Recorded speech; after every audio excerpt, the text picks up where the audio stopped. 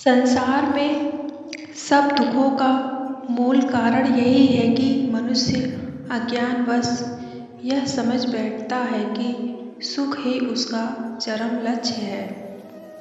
पर कुछ समय के बाद मनुष्य को यह बोध होता है कि जिसकी ओर वह जा रहा है वह सुख नहीं बल्कि ज्ञान है।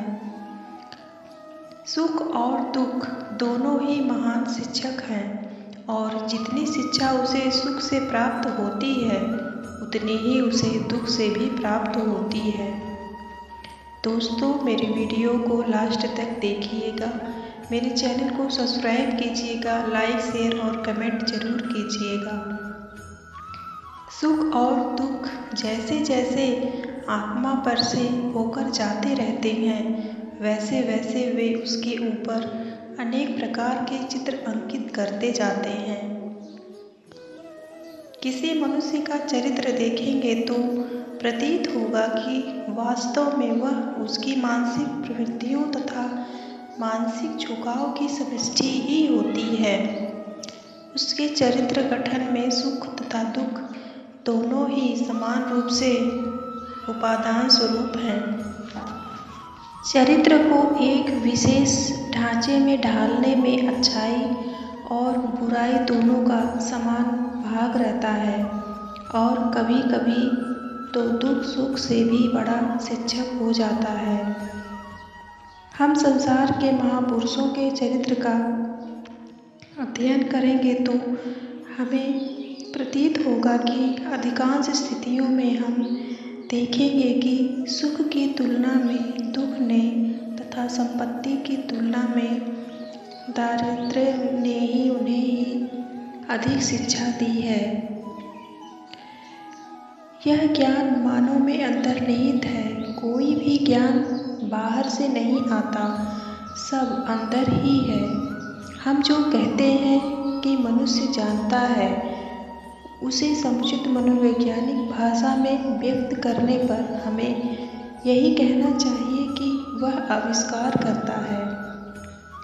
मनुष्य जो भी सीखता है वह वस्तुतः आविष्कार करना ही होता है। मनुष्य का अपनी अनंत ज्ञान स्वरूप आत्मा के ऊपर से आवरण को हटा लेना, अपने मन में पूर्व से स्थित भाव श्रृंखला की कड़ियों को एक बार फिर से व्यवस्थित किया तथा उनमें एक नई कड़ी का आविष्कार किया जिसे हम गुरुत्वाकर्षण का नियम कहते हैं। सेव में विद्यमान था और न पृथ्वी के केंद्र में स्थित किसी अन्य वस्तु में ही। समस्त ज्ञान, चाहे वह व्यावहारिक हो या पारमार्थिक, मनुष्य के मन में ही निहित होता है।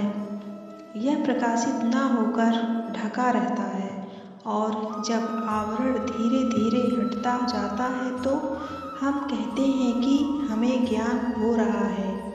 जैसे जैसे इस आविष्कार की क्रिया बढ़ती जाती है वैसे वैसे हमारे ज्ञान की वृद्धि होती जाती है। अन्य व्यक्तियों की तुलना में अधिक ज्ञानी हैं और जिस मनुष्य पर यह आवरण तह पर तह पड़ा रहता है वह अज्ञानी है।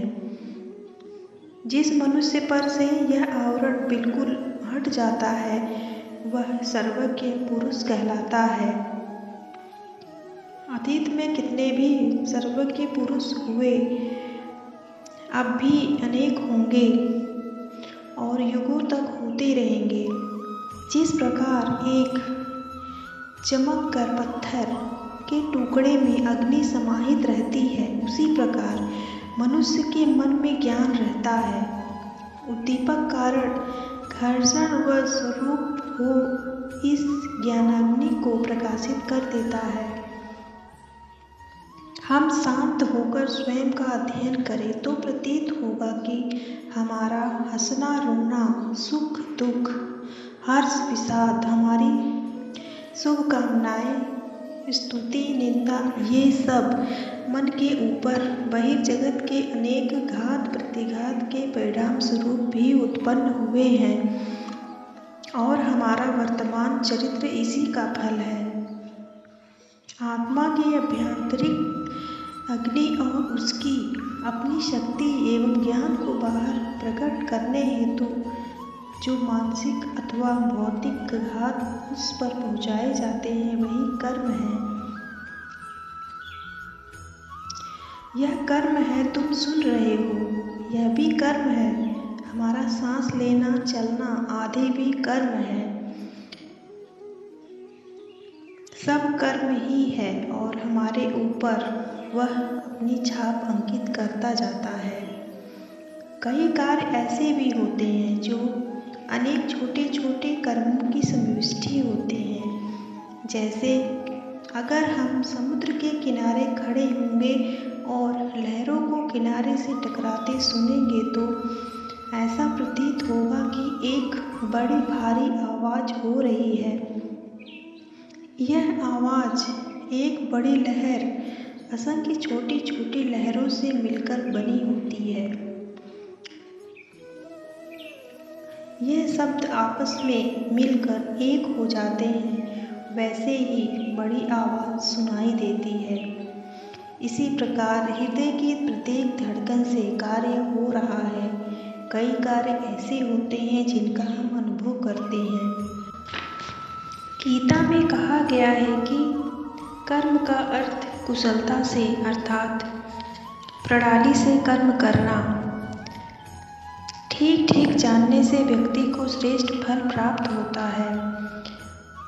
समस्त कर्मों का उद्देश्य है मन के भीतर पहले से ही स्थित शक्ति को प्रकट कर देना, आत्मा को जागृत कर देना। प्रत्येक व्यक्ति के भीतर पूर्ण शक्ति और पूर्ण ज्ञान विद्यमान होता है और भिन्न भिन्न कर्म इन महान शक्तियों को जागृत करने और बाहर प्रकट कर देने में साधन मात्र होते हैं।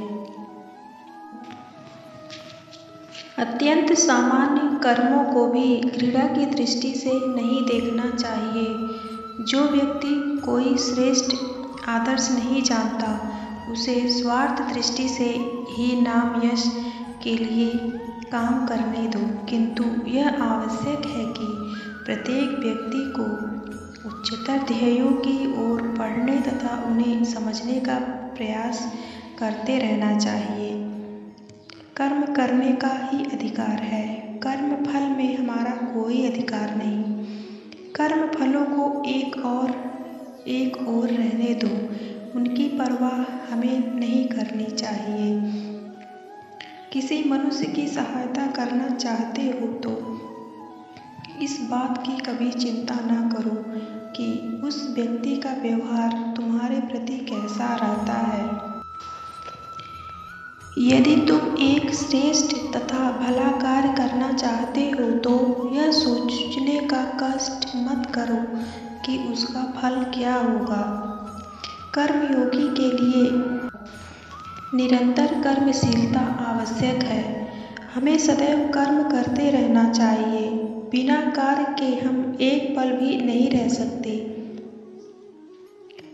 जीवन संग्राम के एक ओर है कर्म, जिसके तीव्र भंवर में फंसे हम जो लोग चक्कर काट रहे हैं। दूसरी ओर शांति, चारों ओर सब शांत स्थिर, किसी प्रकार का शोर नहीं, केवल प्रकृति अपने जीवों पुष्पों और गिरि गुफाओं के साथ विराजमान है।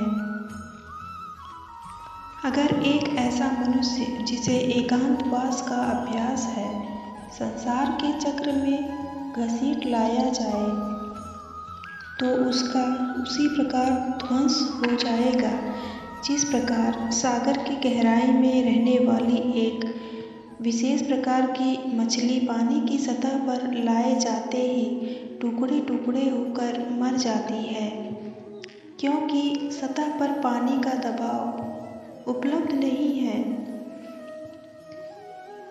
जिसके कारण वह जीवित नहीं रहती। इसी तरह एक ऐसा मनुष्य जो सांसारिक तथा सामाजिक जीवन के कोलाहल का अभ्यस्त रहा है, अगर किसी शांत स्थान पर ले जाया जाए तो वह शांतिपूर्वक रह सकता है? कभी नहीं। जो परम शांत और निस्तब्धता के बीच भी तीव्र कर्म का तथा प्रबल कर्मशीलता के बीच भी मरुस्थल जैसी शांति एवं निस्तब्धता का अनुभव करते हैं। उन्होंने संयम का रहस्य समझ लिया है, अपने ऊपर विजय प्राप्त कर चुके हैं। फिर भी उनका मन हर समय कर्म में रहता है, मानो वे किसी निःशब्द गुफा में हों, और फिर उनका मन हर समय कर्म में तीव्र रूप से लगा रहता है। दोस्तों, मेरी वीडियो अच्छी लगी हो तो प्लीज़ चैनल को सब्सक्राइब कीजिए, लाइक शेयर और कमेंट कीजिए। मिलते हैं एक और नई वीडियो में। तब तक के लिए स्वस्थ रहें, व्यस्त रहें, मस्त रहें और अपना ख्याल रखें। धन्यवाद।